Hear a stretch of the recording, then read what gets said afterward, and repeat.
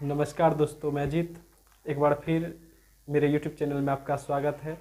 आज हम लोग इस वीडियो में बात करने वाले हैं बिहार के बारे में कि आज का जो आधुनिक बिहार है वो किस परिवर्तन से के बाद जो है आधुनिक बिहार बना है और इसका भारतीय इतिहास में कितना महत्व है और भारतीय स्वतंत्रता आंदोलन में भी है बिहार का कितना योगदान था, इसके बारे में जानेंगे।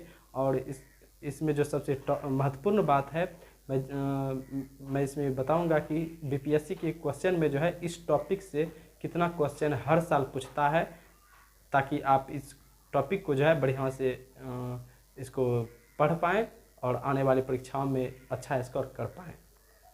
तो हम बात करते हैं कि बिहार जो है प्राचीन काल से ही एक ऐतिहासिक स्थान रहा है, राज्य रहा है, प्रांत रहा है। इसका एक अलग ही इतिहास है हमारे पूरे भारतीय इतिहास में। तो हम बात करते हैं कि 6ठी शताब्दी ईसा पूर्व में जो है बौद्ध रचनाओं में जिस 16 महाजनपदों का इसमें जिक्र किया गया है, तो उसमें से 3 जो है हमारे बिहार में ही 3 जनपद हुआ करता था। उसमें उस समय होता था तीन जनपद कौन कौन था? लिच्छवी, मगध और अंग प्रदेश। ये तीनों जो थे वे 16 महाजनपदों के एक अंग थे, यानी कि पूरा जिस 16 महाजनपदों का जिक्र किया गया है बौद्ध रचनाओं में, तो वे बिहार में जो है 3 महाजनपद जो थे उस समय थे। तो मगध जनपद जो था उस समय पटना और गया के आसपास के स्थान को जो है मगध कहा जाता था, और अंग प्रदेश जो है आज के भागलपुर और मुंगेर जिले के जगह को जो है अंग प्रदेश कहा जाता था। और लिच्छवी जो है लिच्छवी गंगा के उत्तर में स्थित थे। तो लिच्छवी का राजधानी जो था वहाँ वैशाली था, और मगध की राजधानी जो था राजगीर था। फिर समय के परिवर्तन के बाद साथ साथ जो है उसका भी राजधानी बदलकर पाटलिपुत्र हो गया। फिर उसके बाद जो है अंग प्रदेश का राजधानी जो था उसमें चंपानगर था। आज के जो भागलपुर में चंपानगर है वो अंग प्रदेश की राजधानी चंपानगर हुआ करता था। ये तीनों जो अंग प्रदेश हमारे प्राचीन काल से ही ये थे। और लिच्छवी में गणराज्य जो थे 10 गणराज्य का जिक्र किया गया है। लिच्छवी गणराज्य प्राचीन काल से ही 6ठी शताब्दी ईसा पूर्व से ही यहाँ पे एक गणराज्य के रूप में शासन चल रहा था। फिर उसके बाद जो है जब मौर्य काल में जो है मगध एक शक्तिशाली राज्य बन गया था। ये जो मगध था वे मौर्य काल में बहुत शक्तिशाली राज्य बन गया था, और इस क्षेत्र में जो है मगध के नियंत्रण में आता था, और मगध ही के राजा जो है इस पर शासन करते थे। और मगध के नाम से ही इस पूरे क्षेत्र को जाना जाता था, यानी बिहार को पहले मगध के नाम से भी जाना जाता था। फिर उसके बाद आया गुप्त काल में जो है इस क्षेत्र को उदंतपुरी के नाम से जाना जाने लगा। और गुप्त काल में जो है कुमारगुप्त नामक के शासक था, जो 415 से 455 ईस्वी तक जो है शासन किया था इस क्षेत्र में। उसी समय जो है कुमारगुप्त के द्वारा जो है नालंदा विश्वविद्यालय का निर्माण किया गया था, जो कि नालंदा विश्वविद्यालय आज जो हम गया नालंदा में देखते हैं कि नालंदा विश्वविद्यालय जो है वो 415 से 455 के बीच में कुमारगुप्त के द्वारा बनाया गया था। फिर उसके बाद आया पाल काल, यानी कि गुप्त काल के बाद पाल काल जो है धर्मपाल वहाँ के एक शासक था। पाल काल में धर्मपाल जो है 8वीं सदी में विक्रमशिला विश्वविद्यालय की स्थापना की थी। आज जो भागलपुर के जिले में जो है आज विक्रमशिला विश्वविद्यालय है वे धर्मपाल के द्वारा 8वीं शताब्दी में बनाया गया था। और धर्मपाल जो है वे नालंदा विश्वविद्यालय को 200 गांव जो है उन्हें दान में दिया था, ताकि यहाँ के राजस्व वसूल कर नालंदा के विश्वविद्यालय के खर्च को चलाया जा सके। ताकि चूँकि नालंदा विश्वविद्यालय में जितने भी लोग पढ़ने के लिए आते थे देशों से विदेशों से, उससे कोई पैसा नहीं लिया जाता था, मुफ्त में उसे पढ़ाया जाता था। और मुफ्त में उसी लिए पढ़ाया जाता था ताकि वहाँ के गाँवों से जो है वो राजस्व एकत्रित करके उस नालंदा विश्वविद्यालय का खर्च चलाया जाता। तो धर्मपाल ने भी 200 गाँव जो था वो दान में दिए थे नालंदा विश्वविद्यालय को। फिर उसके बाद तुर्की काल आया। तुर्की काल में एक बख्तियार खिलजी नामक एक 1198 आक्रमणकारी था, जो कि उदंतपुरी में आक्रमण किया। आज के बिहार शरीफ के जो क्षेत्र है वहाँ पे आक्रमण किया।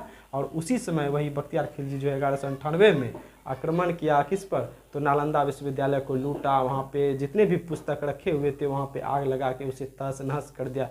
कोई भी चीज़ वहाँ पे नहीं रखा, तोड़ फोड़ मचाया, पूरा ये लूटा बख्तियार खिलजी ने नालंदा विश्वविद्यालय को और उस क्षेत्र को भी।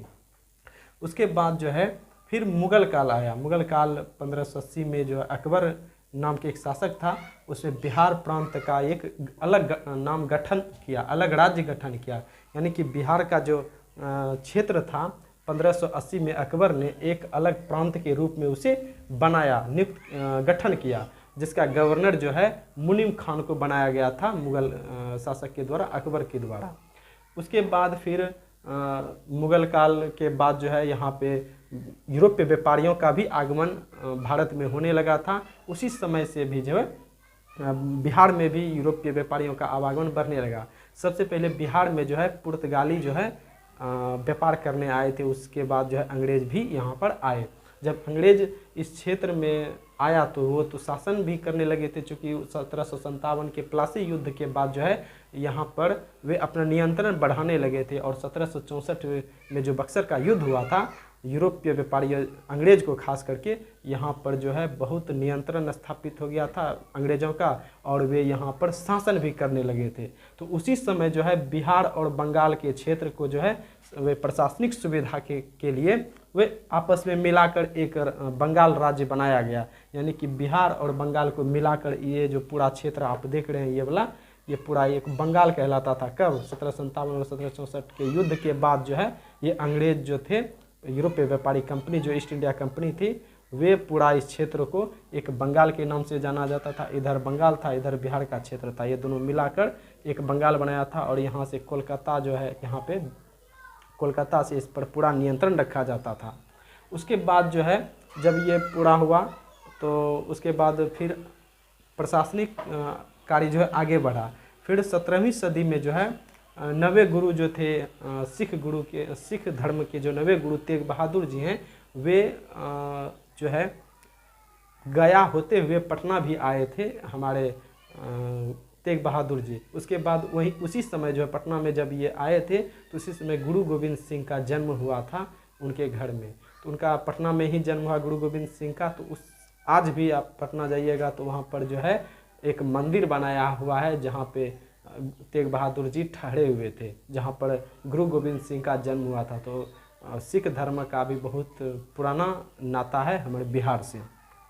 उसके बाद 1857 की क्रांति हुई, जिसमें कि वीर कुंवर सिंह जो बिहार के क्षेत्र से बहुत नेतृत्व प्रदान किया इस क्रांति को, वे अंग्रेज़ों से लड़े। उसके बाद जो है 22 मार्च फिर 1912 में जब 1911 में जब कोलकाता को दिल्ली का शासन दिल्ली में जो है उसका केंद्र बनाया जा रहा था, यानी कि कोलकाता से परिवर्तित करके दिल्ली को ये ब्रिटिश भारत का राजधानी बनाया गया था। तो उसी समय जो है 1912 में जो है 1912 में 22 मार्च 1912 को बिहार को जो है अलग कर दिया, यानी कि बंगाल से बिहार को अलग कर दिया। अब ये बंगाल जो पूरा ये क्षेत्र था, ये क्षेत्र आप देख रहे हैं कि ये क्षेत्र पूरा बंगाल कहलाता था। ये बंगाल और इधर बिहार कहलाता था। ये पूरा क्षेत्र, ये जो है पूरा क्षेत्र बिहार कहलाता था।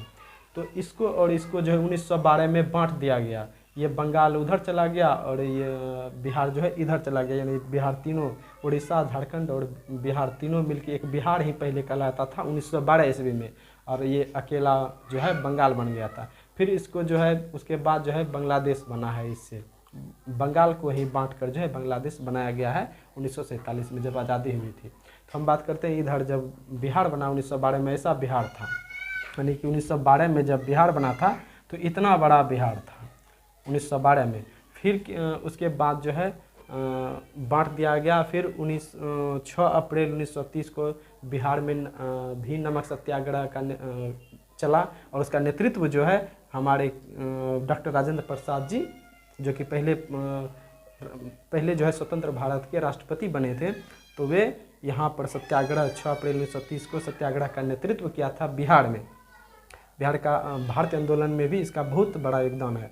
फिर जो है 1 अप्रैल 1936 में जो है ओडिशा को बिहार से अलग कर दिया गया, यानी कि ये जो पूरा बिहार था 1936 में जो है इस बिहार से जो है पूरा ओडिशा को अलग कर दिया, इस क्षेत्र को अलग कर दिया गया। 1 अप्रैल 1936 को इसको अलग कर दिया गया। फिर उसके बाद प्रशासन चलने लगा। फिर 1937 में जो है बिहार विधानसभा का चुनाव हुआ, यानी कि उस समय जो है ये उड़ीसा जो है अलग हो गया था बिहार से। तो ये फिर बिहार और झारखंड ही बचा था, जो कि 1937 के चुनाव में भाग लिया था। और यहाँ पर भी जो है 1935 के अधिनियम के तहत पूरे भारत में चुनाव हुआ था। तो 1937 में बिहार में भी चुनाव हुआ, बिहार विधानसभा का। तो उस समय श्री कृष्ण सिंह जो था इसका मुख्यमंत्री बना था इस बिहार का। फिर उसके बाद जो है 15 नवंबर 2000 को झारखंड को जो है बिहार से अलग कर दिया गया। फिर जो है उसके बाद अब ये क्षेत्र जो बचा था बिहार, उसको 15 नवंबर 2000 ईस्वी को बिहार और झारखंड को अलग करके एक ऐसा बिहार, आज का बिहार जो कहलाता है, ये ऐसा बिहार बन गया, ये अलग हो गया। यानी कि 2000 में भी इसको अलग कर दिया गया, 3 टुकड़ा यानी किया गया। पूरे क्षेत्र को जो है, इस क्षेत्र को 3 टुकड़ा करके जो है ये 4 टुकड़ा करके 1936 बंगाल, फिर बिहार को उड़ीसा, फिर झारखंड, ये 4 टुकड़ों में बट गया।